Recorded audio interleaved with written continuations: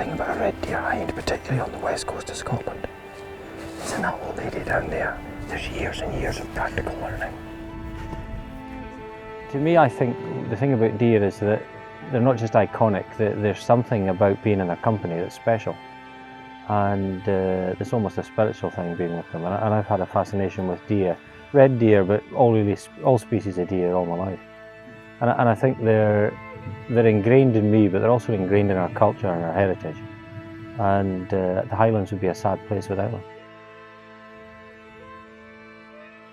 We've had a wet morning that we saw, a lot of heavy rain, deer making their way into woodland cover. As we've come up the road, you've seen a number of stags going off the road and disappearing into the trees. What will happen now as the evening goes on, Louis, is they'll start to make their way out of the forest into the open.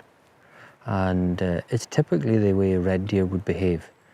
And if you look in Austria and parts of Germany where there's mountain country and forest, very often what will happen is the deer use the forest in heavy weather, be it wind, rain, snow, these things.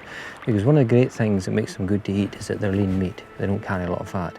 But it also means that they can suffer from exposure quite quickly. And how deer have evolved is they've evolved to take full advantage of shelter and cover.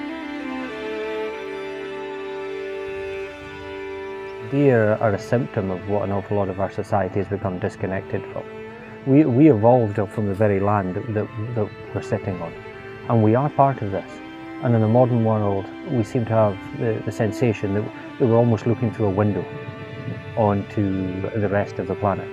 And it's an odd position for us to take, because the changes that are going on in habitat and climate and loss of species frequently come right back to our doorstep. They come back to us as a species and how we've used our resources.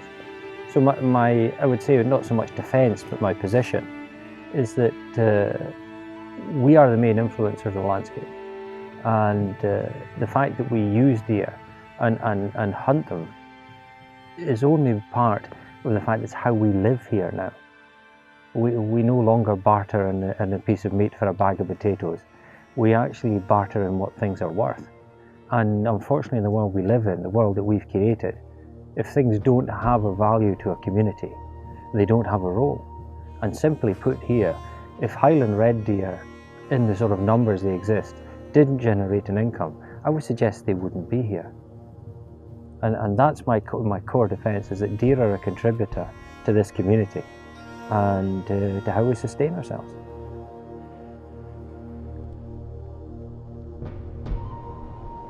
Deer hind that you're looking at, this is them just starting out the trees, okay?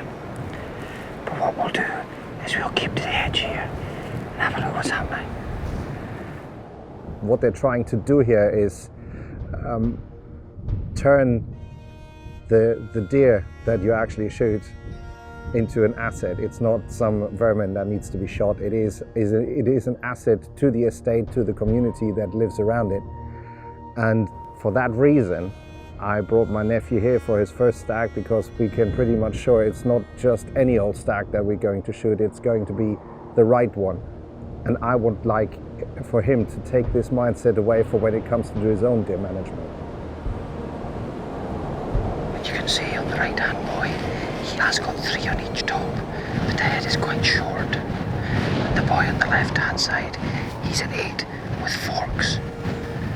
But for the kind of stags that we normally have in here, he's not the best for his age. One of the great opportunities we've got here is that frequently in a year, we take people out to hunt their first red deer. And I take a huge degree of responsibility in this, because you realise that you're setting somebody off on a course. And I think where it takes them is from observing to actually being part of. And there's immense responsibility in it. Not only in the guide who takes somebody on their first stag and makes sure that they've been properly schooled in how to use a firearm, but more importantly, why they're using the firearm. Why are they killing that deer? What do they hope to gain from it personally? And what difference does it make to the economy and the wildlife in the area they're hunting? And I think that's an important role for a guide. And I think the modern role of the hunter isn't to shy away from the fact that he's hunting because he enjoys the experience, because it's been ingrained in him in his genes for thousands of years. But what he hopes to do in the future, by being part of the economy, of the spirit and the drive that makes hunters what they are. And much of the conservation successes, the fact we have species to fight about now, is because hunters, over thousands of years, protected and managed that resource, be it the buffalo of the American plains or the red deer of the Scottish Highlands. And it shouldn't be forgotten that hunters brought us all the way to where we are now, with all our successes and some of our failures.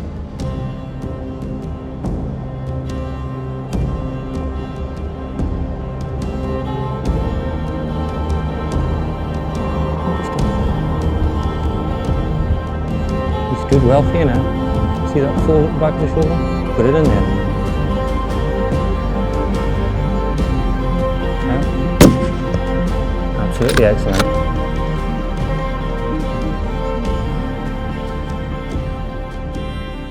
I know how these animals are treated, and I know what's happened to them and what processes they've been through before they reach the table.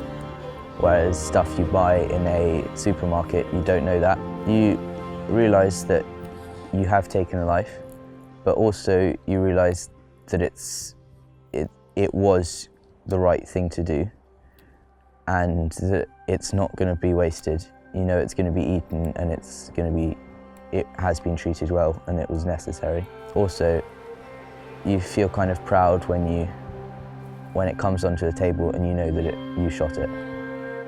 The responsibility on the hunter now is that every day he puts his binoculars on or straps his rifle on his back, he's become an ambassador for what he does. And I think an ability to describe what you're doing and to be ethical and humane, it's important that all of us keep that in the front of our mind.